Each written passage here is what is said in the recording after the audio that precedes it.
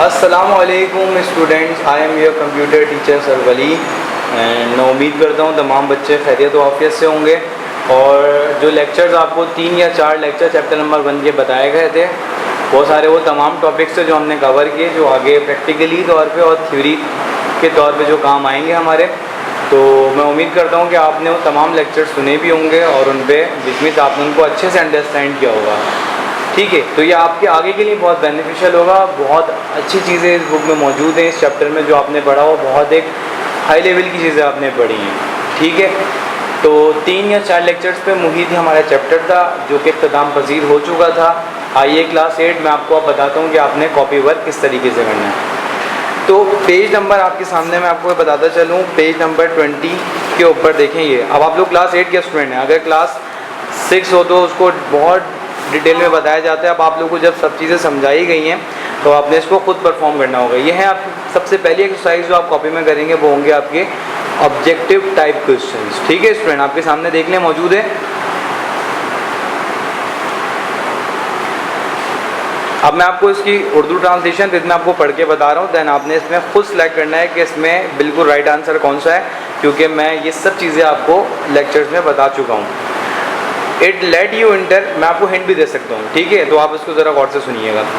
It lets you enter and display the data in customize format. Customize format में जो data होता है वो कहाँ होता है, वो आपने भी पढ़ा होगा। आप स्टार्ट से पढ़ो, टेबल्स में होता है, फॉर्म की सूरत में होता है, क्यूरी होता है, रिपोर्ट होता है। तो सबसे ज़्यादा अहम जो आप डेटा सॉर्ट कर रहे होते हो स्टूडेंट्स, वो आप टेबल में रख रहे होते हो। ठीक है, आप बी देखिएगा। By default the first field in a new table is, by default आपके पास सबसे पहली फील्ड जो होती है वो कौन सी होती है, याद रखिएगा। हम प्राइमरी की बात करते हैं। ठीक है, प्राइमरी की क्या करती है, यूनिक क्या प्रोवाइड करती है आपको, आईडी। तो आपने खुद भी सर्च करना है। तो पहली फील्ड आपके पास सबसे पहले कौन सी होती है वो आपने अपने लेक्चर में आपको बताया जा चुका है, वहाँ से आपने उसको देखना है। हिंट मैं दे चुका हूँ आपको। प्राइमरी की जो होती है वो एक आईडी असाइन करती है। Data type that can have only one of 2 values, true और फॉल्स। ठीक, बिल्कुल याद रखिएगा। एक ऐसी data type that can have only one of 2 values, जिसके एक वैल्यू के बाद 2 वैल्यू, मतलब एक आपके पास 2 वैल्यूज़ होती हैं उसके बाद। जैसे ट्रू और फॉल्स होता है तो वैसे याद रखें, हमने डेटा टाइप्स में पढ़ा था एक और वैल्यू होती है जो कि येस और नो पे डिपेंड करती है। ठीक, डी देखिएगा। Which of the following is an invalid field name. अब ये बड़ा इंटरेस्टिंग सवाल है। आपको मैंने बता चुका था कि आप जब भी फील्ड नेम रखोगे तो आपने उसमें अंडरस्कोर जो है वो लाजमी यूज़ करना है। डॉट भी यूज़ हुआ है। क्या नहीं होना चाहिए, गैप नहीं होना चाहिए। जो तो आप वर्ड्स लिख रहे हैं, ठीक है, जैसे यहाँ पे स्टूडेंट नेम लिखा हुआ है तो स्टूडेंट नेम्स के दरमियान में गैप नहीं होना चाहिए। ठीक है, तो अगर गैप हुआ तो वो क्या होगा, वो इनवैलिड फॉर्मेट कहलाएगा। ठीक है स्टूडेंट, अब ज़रा देखिएगा आप प्राइमरी की, अभी हम प्राइमरी की बात कर रहे थे। प्राइमरी की क्या है आपके सामने, यूनिकली आइडेंटिफाई करती है रिकॉर्ड को, कैन नॉट बी रिपीटेड करती है, can be auto number data type है, ऑल ऑफ दीज है। तो ऑल ऑफ दीज तो मुश्किल है कि नहीं है, लेकिन हाँ इन तीनों में से कोई एक ऑप्शन है। प्राइमरी की क्या करता है, मैं अभी बता रहा था कि यूनिकली असाइन करती है एक आईडी को, जो कि आपके रिकॉर्ड को क्या करता है, डुप्लीकेशन से बचाता है। This data type allow the alpha numeric character. ये कौन सी ऐसी डेटा टाइप है जो अलाउ करता है अल्फ़ा न्यूमेरिक करेक्टर को या स्पेशल सिंबल्स को मोर देन 255। ये डेटा टाइप्स में से है। कौन सा टेक्स्ट होगा, तो आइए ज़रा मैं आपको लेके चलता हूँ। इसमें मैं आपकी हेल्प कर सकता हूँ, जाहिर सी बात है, क्योंकि ये थोड़ा आप खैर अभी करोगे तो उसमें पता भी चल जाएगा। ज़रा ये गौर से देख लीजिएगा। शॉर्ट टेक्स्ट को ज़रा देखें, कितने करेक्टर लिख रहा है, 255 करेक्टर्स। तो दैट्स मीन क्या हो गया, हमारे पास शॉर्ट टेक्स्ट है जो कि 255 करेक्टर्स पे बेस करता है। ठीक है स्टूडेंट, तो 255 करेक्टर्स जो हैं वो किस में होते हैं, शॉर्ट टेक्स्ट में होते हैं। इस तरीके से यहाँ तक जो है वो आपका ये वाला काम जो था मल्टीपल चॉइस क्वेश्चन मुकम्मल होता है। अब आइए डिस्क्रिप्टिव टाइप क्वेश्चंस के ऊपर। अब वैसे तो खैर आपको इतना कुछ समझाया जा चुका है पहले ही, तो आपने अभी सारे सवाल खुद करने थे, लेकिन आपकी इजीनेस के लिए मैंने ये सारे सवाल करे भी हैं। लाजमी सी बात है, जब क्वेश्चन मौजूद है उसका आंसर बुक में ऑलरेडी मौजूद है, तो आप वहाँ से भी हेल्प ले सकते हो। ठीक है, तो देखो व्हाट इज़ DBMS। DBMS क्या है और आपने उसके एडवांटेजेस लिखने हैं। तो डेटाबेस मैनेजमेंट सिस्टम तो आपने बहुत डीपली अंडरस्टैंड किया है, ठीक, और साथ साथ उसके एडवांटेजेस क्या है वो भी आप लिख सकते हो, बुक से भी देख सकते हो। ठीक है, तो जो आंसर आपके मैं सामने डिस्प्ले करूँगा वो बुक में भी सारे मौजूद हैं बेटा। ठीक है, तो देख लें DBMS क्या होता है। बिल्कुल काम सफाई से आपने इसी तरीके से करना है। आपके जर्नल होते हैं कंप्यूटर्स के, ठीक है, आपने एक पेज पे हेडिंग डालनी है, देन आपने अपने काम को स्टार्ट करना है। फिर what is DBMS and what are its advantages. तो DBMS का मतलब database management system is a set of program, ये एक प्रोग्राम का सेट होता है that allow the storage, modification and retrieval of information from database. Database management system set होता है प्रोग्राम का जो अलाउ करता है स्टोरेज, मॉडिफिकेशन और डेटा जब आप मंगवाना चाहें तो वो डेटा आपको प्रोवाइड करता है, ठीक है। तो अगर आपने समरी के पॉइंट जो आपके पास यहाँ पे ट्रिकी टर्म्स हैं, जब पेज नंबर 20 के ऊपर देखेंगे आपको आंसर मिल जाएगा। डेटाबेस मैनेजमेंट सिस्टम की हेडिंग मौजूद है, ठीक है। तो यहाँ से भी आप हेल्प ले सकते हैं। अगर विजुअल क्लियर नहीं आ रहा तो आप इसमें बुक में से भी देख सकते हैं, ठीक। अच्छा, याद रखिएगा ये जो एडवांटेजेस मैंने आपको पढ़ाए थे, ठीक, तो इसमें सबसे पहला क्या था, रिडेंडेंसी। आपने लफ्ज़ बार बार सुना होगा। एडवांटेजेस आपने देखें, ये वाली लिखने हैं आपने। DBMS प्रोवाइड करता है unique ID for any data which is store in a field so there is no data redundancy and duplicate. तो कहता है जो आपके पास एक डेटाबेस मैनेजमेंट सिस्टम होता है वो आपको प्रोवाइड करता है यूनिक ID। तो यूनिक ID का मतलब क्या होता है स्टूडेंट, कि वो आपको यूनिक ID प्रोवाइड करेगा for any data, her data के लिए जिसको आप स्टोर कर सकते हो किसी भी फील्ड में। So there is no data redundancy and duplication, कोई डुप्लीकेशन और रिडेंडेंसी नहीं हो सकती। फैसिलिटेट करता है आपको शेयरिंग ऑफ डेटा। तो डिफरेंट यूजर्स होते हैं can use the same database, वो सेम डेटाबेस को इस्तेमाल कर सकते हैं। Extract the database on their individual, अगर कोई इंडिविजुअल शख्स या कोई दूसरा यूज़र है वो भी आपके डेटाबेस को देख सकता है। तो फैसिलिटेट करता है कि आप डेटाबेस के थ्रू आप डेटा को शेयर भी कर सकते हैं, ठीक। इंश्योर द डेटा सिक्योरिटी, ये सबसे इंपॉर्टेंट पॉइंट है। बस आपने 3 पॉइंट करने हैं। हमें इतना काम करना है कि हम समझ भी सकें, अच्छे से याद कर सकें। हमें बहुत लेंथी टाइप क्वेश्चंस की तरफ नहीं जाना है, ठीक है स्टूडेंट्स। कि जितना काम आपको प्रोवाइड किया जा रहा है, जो बताया जा रहा है सामने डिस्प्ले, मैं उम्मीद करता हूँ ये वर्डिंग में भी बहुत आसान है और आप याद करोगे आपको आसानी से याद हो जाएगा और बहुत ज़्यादा लॉन्ग नहीं है, ठीक। तो इन अ डेटाबेस, किसी भी डेटाबेस में आपके पास the database administrator has complete, तो जो डेटाबेस बनाने वाला होता है ना उसके पास मुकम्मल राइट होता है, वो उसको कंट्रोल करता है हर तरीके से। Ensure that the data is accessible only to authorize person, के मतलब जो डेटा जिस पर्सन को जिससे डेटा शेयर करना है मैं उसी पर्सन को डेटा शेयर करूँगा, अदरवाइज़ किसी और से मैं डेटा अपना शेयर नहीं कर सकता, ठीक है स्टूडेंट्स। अब जरा नेक्स्ट क्वेश्चन लिखा हुआ है what are the 6 database objects. आप बुक को भी फॉलो करते चलें साथ साथ। देखें सेकंड क्वेश्चन है what are the 6 database objects. तो मैं बुक से भी बता देता हूँ, हमने पढ़ा था, देखें यहाँ पे टेबल, फॉर्म, क्यूरी, ठीक है, रिपोर्ट और मैक्रो।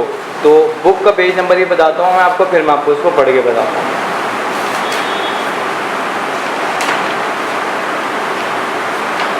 डेटाबेस ऑब्जेक्ट्स, ये देखिएगा आपकी बुक से लिया गया है, ये रहा मौजूद।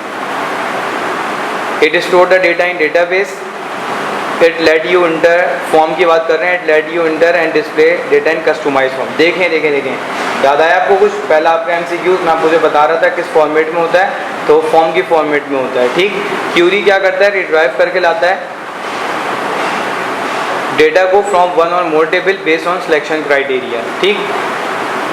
रिपोर्ट को देख लो, वो डिस्प्ले करता है डेटा को easy to read format for printing के लिए इजी होता है। जो मैक्रो को देख लें, it automate task data perform often, जो कि अक्सर औकात जो ऑटोमेट टास्क होता है जिसको कभी कभार जो परफॉर्म किया जाता है। मॉड्यूल को देख लें, मॉड्यूल कंटेन करता है प्रोग्रामिंग स्टेटमेंट्स को इन VBA प्रोग्रामिंग लैंग्वेज, जो विजुअल बेसिक आपके पास प्रोग्रामिंग लैंग्वेज होती है, ये उसके लिए मॉड्यूल्स जो होते हैं प्रोग्रामिंग स्टेटमेंट को रिटर्न करता है, ठीक। तो यहाँ देख लें, ये काम मैंने बिल्कुल इस तरीके से किया हुआ है। आपके सामने आप लोग हेडिंग डालेंगे, देखें हेडिंग वाइज काम करेंगे। Database object black marker setting डालनी है आपने या पॉइंटर से, देन उसके बारे में आप लिखेंगे। An object in a database could be in the form of the following. फिर जो आपके सामने यहाँ लिखे हुए थे टोटल मॉड्यूल तक मैंने यहाँ तक लिखा है। और देखें मॉड्यूल वाला जो पॉइंट है वो मैंने शॉर्ट करवाया आपको, क्योंकि आपके लिए आपको याद करना ज़्यादा मुश्किल ना हो जाए बेटा, ठीक है। तो देखें बस हमने यहाँ तक काम करना है इन VBA programming language, page number 5, ठीक है। अच्छा ज़रा नेक्स्ट क्वेश्चन आपके सामने, नेक्स्ट क्वेश्चन देख लेते हैं क्या है। ये देखिएगा, कहते हैं आपने क्या करना है, नेक्स्ट क्वेश्चन में आपको बता रहे हैं what are the 2 ways of creating database. 2 तरीके कौन कौन से थे? 2 तरीके कौन से थे स्टूडेंट्स? आपको याद होने चाहिए कि हमने डेटाबेस बनाया था, एक था स्क्रैच के थ्रू और एक था टेम्पलेट के थ्रू। तो देखिए मैं कैसे लिखूंगा अपना answer. The 2 ways are creating a database using a template, creating a database from scratch, ठीक। What are the rules for naming a field? अब आपने क्या करना है, फील्ड्स को नाम, क्या नेमिंग अ फील्ड, फील्ड्स को नाम देने के लिए क्या क्या चीज़ें ज़रूरी थी वो मैं आपको बता चुका था। सबसे पहले देख लें, बुक का पेज नंबर साथ साथ बताता चलूँ मैं आपको। पेज नंबर 9 के ऊपर हेडिंग आपको मिलेगी नेमिंग अ फील्ड, ठीक। और देख लें ज़रा, जिस तरीके से मैंने काम किया, आपने हेडिंग डालना है नेमिंग अ फील्ड और फिर इस तरीके से काम करना है आपने, बिल्कुल। अब ज़रा ये देखें, ये रे points. Rules for naming a field are as follows. अब field name can be 1 to 64 character long हो सकता है। Field name can be include letter, numbers and special character, बस यहीं तक रखेंगे, सही है। आप field name can not have a period, डॉन एक्सक्लेमेशन मार्क, ब्रैकेट्स और ग्रे वैक्सिंग। आप field name can not start with a blank space से स्टार्ट नहीं कर सकते। और आप फील्ड नेम को can be in upper, field name जो है वो अपर, लोअर और मिक्स केस में हो सकता है, ठीक है स्टूडेंट्स। तो ये था आपके इस सवाल का जवाब।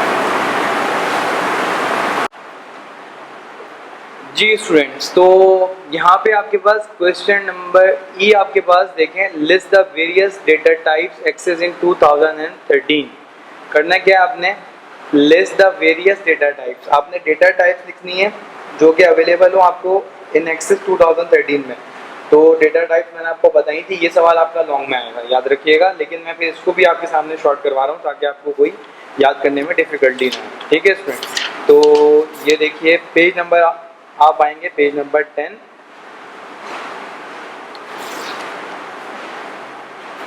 सही। और इसके ऊपर आप देखें हेडिंग आपके सामने मौजूद होगी, सेटिंग डेटा टाइप्स। ये देखें, सिर्फ बता रहा हूँ, ये करना है अपने काम, ठीक है। अपनी कॉपी में आप बिल्कुल इसी तरीके से टेबल बनाओगे। उसमें देखिए आपके सामने लिखा हुआ है शॉर्ट टेक्स्ट, ये भी करना होगा आपको, long text, number, date and time भी करेंगे बेटा, करेंसी, ऑटो नंबर नहीं करेंगे, ये बहुत ज़्यादा आपके पास लॉन्ग है और याद करने में आपको डिफिकल्टी होगी।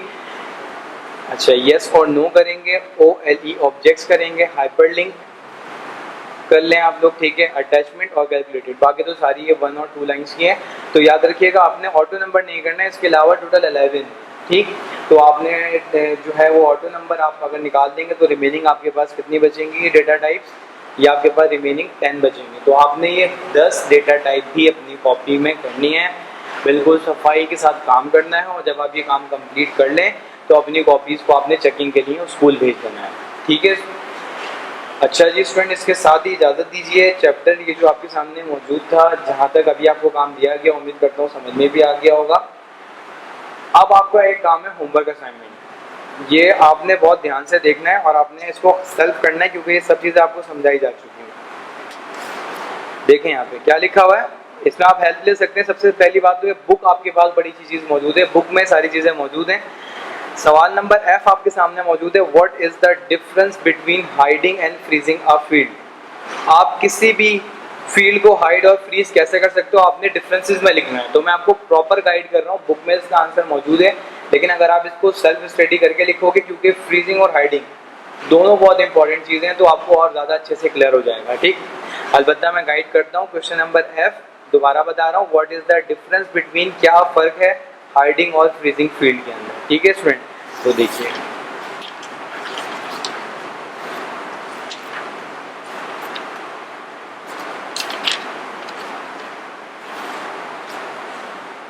ये देखें स्टूडेंट्स, पेज नंबर आएंगे आप 12 पे और आपके सामने हेडिंग या मेंशन है हाइड, अनहाइड फील्ड और कॉलम्स, ठीक। ये ज़रा गौर से देखें, ये क्वेश्चन नंबर F जो आपने डिफरेंसेस लिखने हो कैसे लिखने होंगे ज़रा गौर से देखिए। अच्छा, इसके बाद यहीं पे आएंगे तो देखें यहाँ लिखा हुआ है टू फ्रीज और अनफ्रीज फील्ड्स, ठीक है। तो आपके पास देखिए ये पॉइंट्स लिखे हैं 1, 2 और 3, इसके भी लिखे हुए हैं और यहाँ पे भी 1, 2 और 3 पॉइंट आपके पास हाइड और अनहाइड के भी लिखे हुए हैं। आपने करना इतना है कि आपने इन पॉइंट्स को समझना है, आप इनको शॉर्ट भी कर लें, कोई मसला नहीं है। विद इन अ 1 लाइन अगर आपका एक पॉइंट है तो दैट्स इट, कोई मसला नहीं है। आपने एटलीस्ट आपने मिनिमम 3 पॉइंट, जो 3 पॉइंट्स दिए हुए हैं, आपने इन्हीं 3 पॉइंट्स को लिखना है, इनको समझना है। आप देखिए बुक से तो हेल्प ले लें, लेकिन अगर आप इसको अपनी ओन वर्डिंग में लिखेंगे तो और ज़्यादा अच्छा लगेगा, मतलब समझ में आएगा कि भाई आपने कॉन्सेप्चुअल काम किया है, ठीक है स्टूडेंट्स। तो ये आपका लास्ट सवाल था, बाकी जो क्वेश्चन है वो आपके प्रैक्टिकली हैं। इंशाल्लाह जब आप उसको रीओपन होंगे तो वो तमाम प्रैक्टिकल आपको परफॉर्म किए जाएंगे। अब तक जितना भी काम दिया गया है इसको जल्द अज जल्द कंप्लीट करें और अपनी कॉपीज़ को सबमिट करवाएं। थैंक यू, अब तक के लिए अल्लाह हाफ़िज़।